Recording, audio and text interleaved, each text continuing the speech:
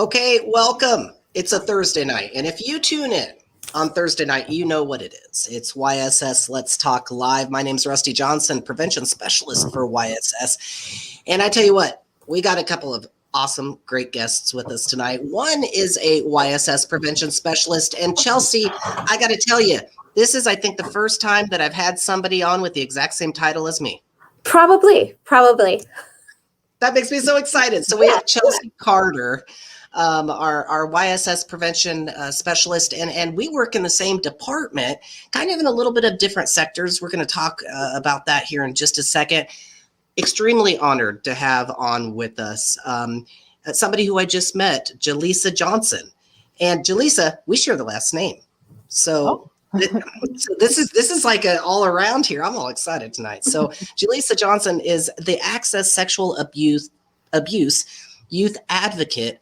And Chelce, can I move right in with you and just ask a little bit about Access, where you work and what it is that you do as a sexual abuse youth advocate? Yeah. So Access stands for the Assault Care Center, extending shelter and support. And it's compiled of a bunch of advocates such as myself who work with survivors of domestic and sexual abuse, as well as other violent crimes. And we work to support and help them find other resources through their healing processes, dealing with sexual or domestic violence, and kind of coming out on top of that. Wow. Yeah, so it's pretty cool being an advocate, I think so. Working with youth specifically, I help them kind of make sense of things as an advocate, support them through their healing process, whatever that may look like, whether it's through the medical exams or even working with law enforcement, or other social service programs. But yeah, that's a bit of what I do and what Access is all about.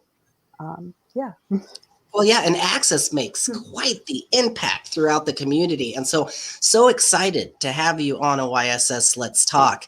And now, Chelce, I got to ask you too, what do you do as a prevention specialist with YSS? Yes. So I am a substance abuse prevention specialist specifically.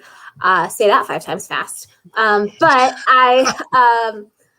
so I go into middle schools, high schools, basically any school that will have me to talk about drugs and prevention and how we can let youth know what the risks are when it comes to it. Not necessarily telling them, don't do this, but letting them know, hey, these are the health consequences and this is what we got going on. But I also have a secret passion for domestic and sexual violence. So that's why this month's topic is super, super close to my heart. So.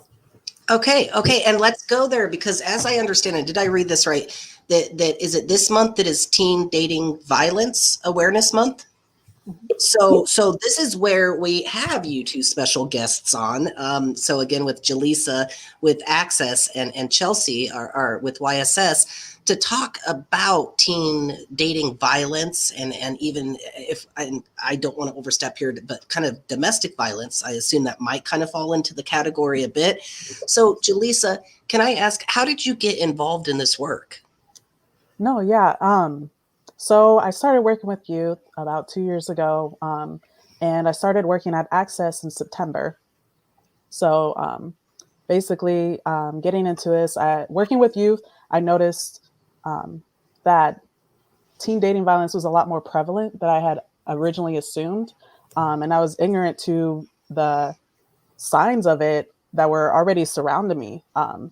And, working with youth, I feel really passionate about helping them protect themselves and be aware of these signs and trends of violence, especially in relationships, so that they're able to prevent that and get out of those situations as well, and know that there are resources out there and they're not alone in those situations.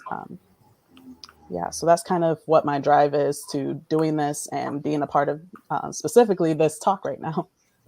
Yeah, and I have a good friend that kind of works in this field as well, and that's what she says drives her is the passion.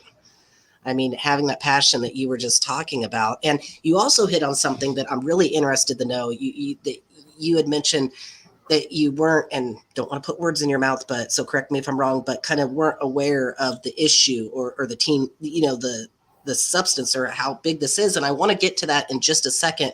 Before I do that, Chelce, how did you get involved in this work? I mean, you said this was kind of your substance abuse here at YSS, but this is like a passion of yours. Yeah, so I actually, in between my degrees, I volunteered at a domestic violence shelter because I really didn't know what else I was going to do besides work retail.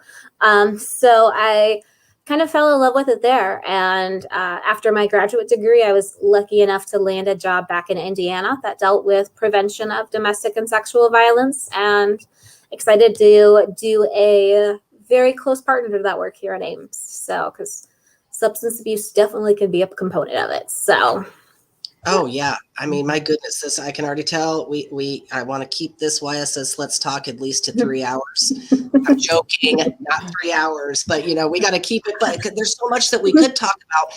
And something, Jaleesa, going back to what you were just talking about, is this a problem even here in Iowa? And before we get to that, can you break down, and both of you can jump in here on this, what is teen dating violence? Why is it so important to talk about? Is it a problem here in Iowa?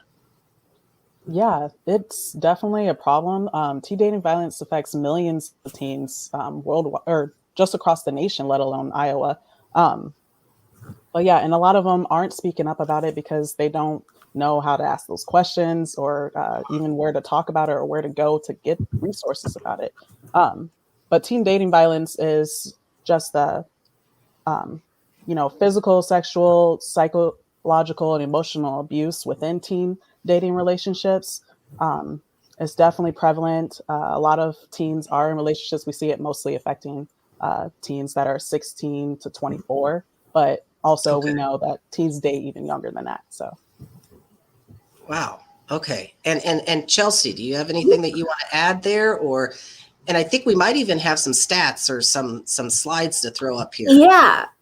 So I wasn't able to find anything Iowa specific, but one of the things that is, it appears in all forms of domestic and sexual violence, but we know that teens are a lot more plugged into technology and the digital world, so to speak. I sound old when I say it that way, but we know that teens are a lot more likely to experience some of those things that they might not really be aware of.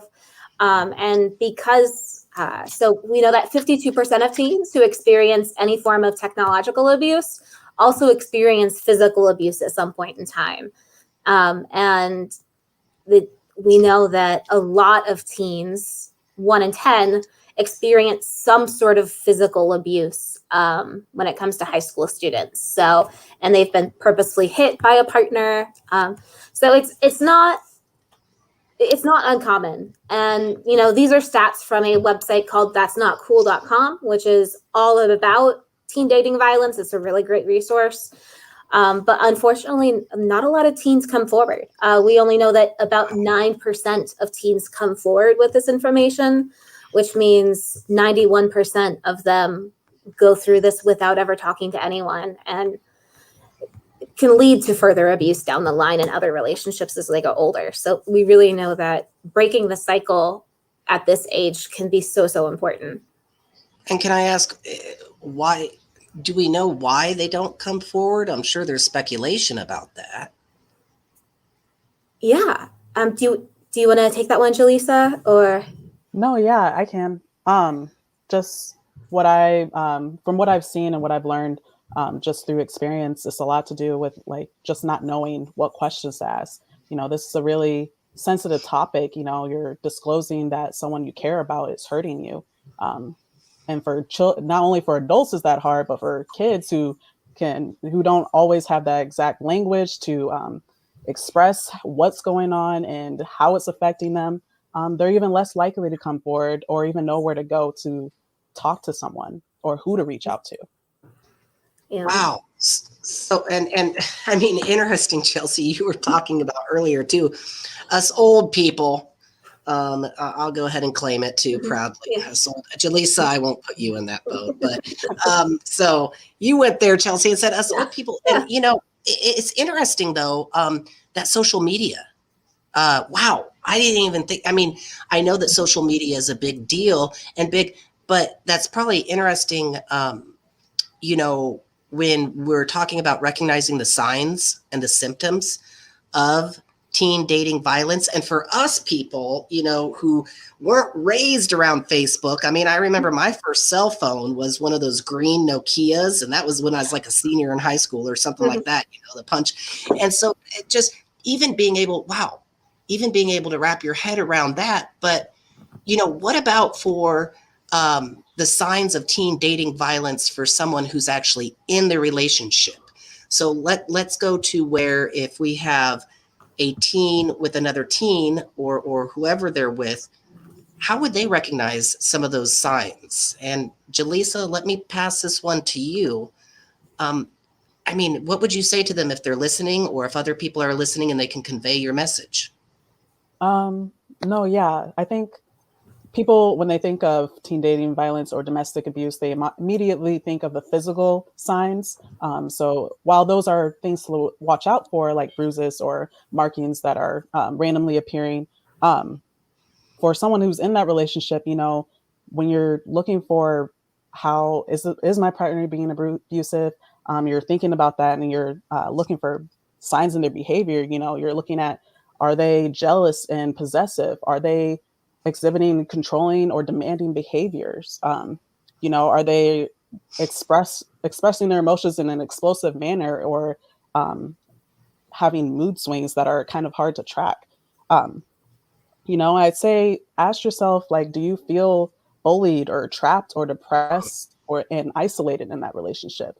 You know, is your partner threatening or intimidating you to the point where you feel like you can't leave or you feel unsafe? Those are some questions I would think to encourage teens to ask themselves when they're finding themselves in those relationships.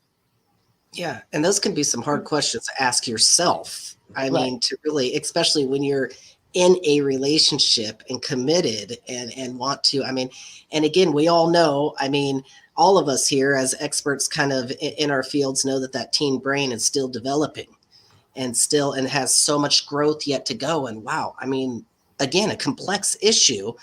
And Chelce, when I was just talking about, you know, the social media, and, you know, for a lot of parents, it may not even be overly familiar with that. I remember when TikTok just came, I was like, what is that? Say what now? What is this? You know, and not even being able to, you know, for me personally, being able to keep up with that. What would you tell parents or other friends about how to recognize signs, symptoms, and what to do? Yeah, so I think a big part of it is isolation. When you know, your best friend maybe doesn't talk with you all the time because they're constantly hanging out with their significant other, and they seem like they really aren't allowed to be around you anymore. You know, for parents, maybe it's being anxious or depressed. On edge a little bit, because you have to imagine somebody being in a relationship with somebody who can explode at any moment is gonna carry that with them into other relationships too. So, you know, they might be perfectly fine with their parents, but if, you know, they start to get really anxious or really on edge, really nervous, you know, maybe they start to be a little bit more secretive and not open about what's going on. There's a lot of signs that I would always say, if your gut tells you that somebody is not doing okay, if your gut tells you that something isn't right, check in with them. It doesn't hurt. Yeah. So yeah. Okay. And check in with them. And when you were talking about like depression, you know, maybe being withdrawn, maybe, you know, I'm sure I can think of some folks that are probably going through some of that right now that aren't necessarily going through a teen dating violence situation. So you're not trying to paint it with really a broad brush, but Yeah. if you, like you said, in your gut, something's not right here. I kind of know it. Where, I mean, you know, again, anybody who's watching this and wants to share this, get this information out here. But Jaleesa, where would folks go if they wanted to help out, or if they wanted, let's say that they suspect someone or themselves are even in a teen dating violence relationship? What do they do? No, yeah. I say, when it comes to yourself, as Chelce said, trusting your gut, it's a good thing to know that something's not right. Going along with that feeling and, thinking to yourself, asking yourself those questions about like what's going on. Um, what are those signs? Am I experiencing that? And then maybe if you're not comfortable confronting that on your own, going to someone you trust, going to Yes. them and then reaching out to these resources that we have here. Organizations like YSS, and then especially like mine, Access, where we are here to support you in those cases, calling those hotlines, reaching out to people, and getting connected with resources that can make you more aware, as well as offer support through that process of getting out of that situation. Nice. Okay. Anything you want to add there, Chelce? Yeah, so those are all great resources. I would also say, because it is hard to sort of get into their shoes a little bit, next Tuesday at 7 o'clock via Zoom, there'll be more information about it on the YSS Facebook and social medias and whatnot. But I'm going to be putting together a little program that's a simulation called In Their Shoes, which is where it's a choose your own adventure book, but with teen dating violence situation scenarios. So, it sort of puts you in that mindset, and it's really great for teens, adults, anyone who wants to walk through it. That'll be a virtual event that will be next Tuesday, the 23rd at 7 p.m. And more details will be posted on the YSS Facebook when I get that address and put it in a picture for y'all. Okay, awesome. And speaking of the YSS, our Facebook and our YSS.org, you know what? Any of you watching this are welcome to go to YSS.org, and you can watch this video. You can watch all of the previous YSS Let's Talk, but you can also encourage other folks to watch this here right as soon as we're done with this video with Chelce and Jaleesa. You can share this and get the word out there about teen dating violence and get folks aware of this. And I would say that's one way that I can sure help, raise awareness to this issue and to this cause. But Jaleesa and Chelce, how can other folks raise awareness? What are some ways, creative tactics, different things that everybody can kind of get involved with this? Chelce? Yeah. For me, I think modeling knowing what a healthy relationship looks like is going to be really great, because if you can model it, if you can show teens what healthy behaviors look like, that's going to be a really great thing. And it's not just in romantic relations. It's with friends, with family members, just being in those kind, healthy relationships yourself, which is good for you, obviously, but it's great for teens to be able to see those interactions and be like, well, maybe what I have isn't like that, and maybe that's a problem. So I'd say starting by looking within yourself and how you interact with others, because they really do see adults as role models, even though when I was a teen, I never wanted to admit that I did. But looking back on it, yeah, I looked up to older people. So yeah. Okay. So, and Jaleesa, any other ways that you can think of for folks to get involved to help raise awareness to this really important topic? Yeah, definitely. Reaching out to some of those resources to get more information and spreading that, as well as, sorry, having, for parents, would say having an open line of communication, letting your children know that you are there, ready to talk to them about the important stuff, the scary stuff, and everything in between. It's important for them to feel comfortable to talk about that. So then they know they can go to someone and they have someone there on their side, regardless of the situation that they are in. Yeah. And my goodness, you were just talking, we talked earlier about I think that was my question, is why, don't some of the teens take action? I think when we were going through some of those statistics and facts, and if you're tuning in now, you missed those, just share this later on, but go back and you can see those statistics and facts. But I asked why, aren't the teens coming forward, and why are there so many unreported things? And Jaleesa, maybe what you just hit on is so important, is parents being able to establish that open line of communication, making the teens feel safe to come forward and say, I don't feel safe. Maybe something's up. And I mean, because this is really a tough topic. And Ryan in the comments, I think, said it best right there. Tough topic, but great info. And boy, we need to get this info out there. We need to get this info, those resources that you were just talking about, get that out there and get all of this information. And I mean, you both do such great work. And I mean, this is exciting. With YSS and Access and all of the people in the village that it takes to make this work, to kind of pull it off. So, Chelce and Jaleesa, is there anything else that you want to leave folks with? And is there anything, words of wisdom, bits of encouragement, advice?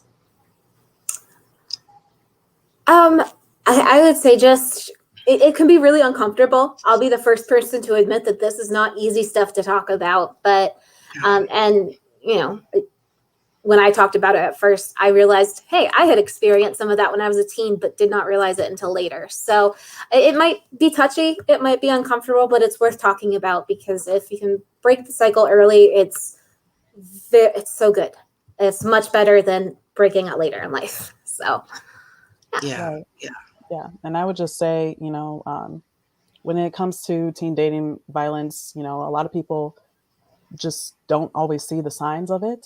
I would say, a lot of this stuff goes under the radar. We don't notice it. We don't see it happening every day. And when teens aren't coming forward, it's hard to notice it. So just pay extra attention, take what we said today, and really pay attention to what's going on in their lives, what's happening around them, who are they interacting with, and just let them know how important it is to build those healthy relationships and have those conversations.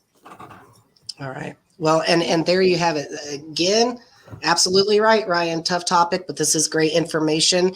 And you've heard from two people who definitely know what they're talking about and are there available to assist and answer other questions that you might have later on. So we have Chelce Carter, YSS Prevention Specialist, and Jaleesa Johnson, an Access Sexual Abuse Youth Advocate, both right here, local in our area, that have joined YSS Let's Talk tonight to get this information out to you. So Chelce and Jaleesa, thank you so much. Thank you for everything you do and helping get this out there. Yeah.